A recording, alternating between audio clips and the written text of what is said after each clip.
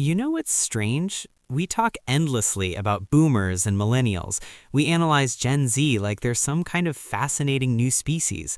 But there's an entire generation sitting quietly in the middle, barely mentioned, almost invisible. Generation X, born roughly between 1965 and 1980. They're your older coworkers who never complain, your parents who sometimes feel a little emotionally distant, the people who helped build the internet but don't post about their breakfast. And here's what no one really talks about. Gen X might be the most misunderstood generation alive. They were the first wave of latchkey kids on a massive scale. Imagine this. It's 1978. You're 8 years old. You come home to an empty house because both your parents are working. No smartphones, no cameras, no way for anyone to check if you're okay. You let yourself in, make your own snack, do your homework alone, and wait. By 1984, around 7 million kids between ages 5 and 13 were regularly unsupervised after school. That kind of childhood changes you. It doesn't just make you independent, it teaches you early that you can't always rely on someone being there, and that actions have real consequences, immediately.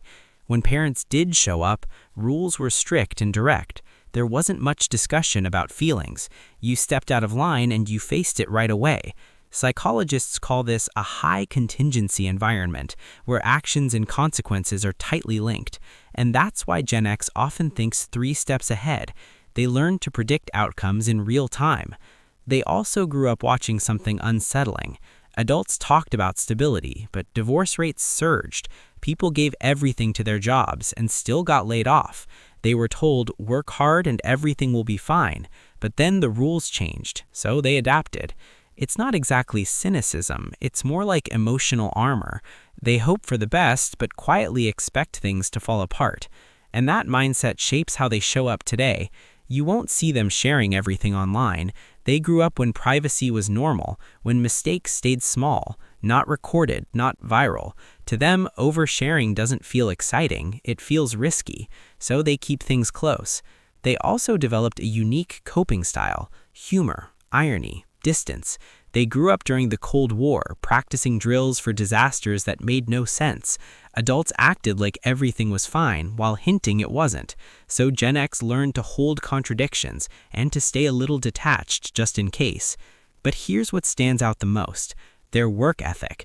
They don't talk about it, they don't post about it, they just do the work. Many started young, paper routes at dawn, part-time jobs, handling responsibility early. These weren't just jobs, they were introductions to the real world.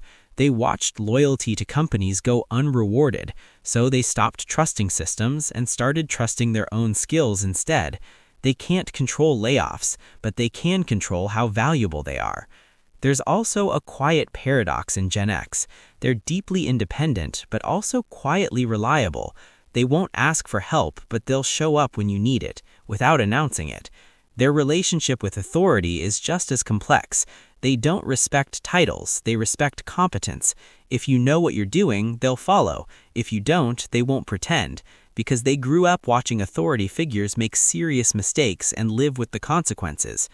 Economically, they've been hit again and again, from early recessions to the dot-com crash to the 2008 financial crisis. So they adapted again. Multiple income streams, practical thinking, not because it's trendy, but because nothing ever felt guaranteed. Even emotionally, there's a pattern. They're great in a crisis, calm, capable, effective, but asking for help, that's harder. Not because they don't have support, but because they learned not to depend on it. They also grew up learning differently. Before the internet, finding information took effort, libraries, card catalogs, time, and because of that effort, what they learned stuck deeper. They fixed things with their hands, solved problems without tutorials, and built a quiet confidence that they could figure things out. Now they're raising kids in a completely different world. More attention, more safety, more visibility. And sometimes they wonder, did they make things too easy? Because in their world, being visible meant being vulnerable. The truth is, Gen X isn't better or worse than other generations, just different. They grew up in the gap between an old world fading and a new one not fully formed. They are the bridge, and bridges don't get much attention, they just hold everything together, quietly, consistently, without needing to be noticed, and maybe that's the most Gen X thing of all.